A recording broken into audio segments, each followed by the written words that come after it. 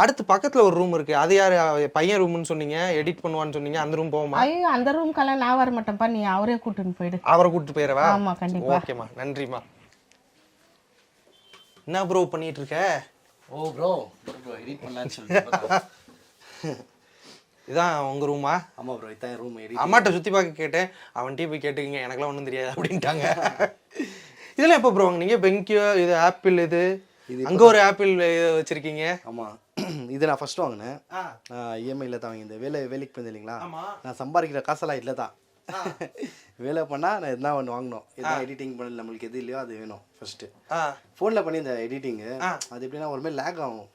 சின்னதாக இருக்குதா, சின்னதாக இப்படி பண்ணும், ஸ்வைப் பண்ணும், ஐயோ ரொம்ப கஷ்டம் அது.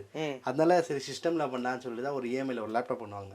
ஓகே, இது ஃபர்ஸ்ட். இது ஃபர்ஸ்ட். அதுக்கு அடுத்து என்ன வாங்குனீங்க?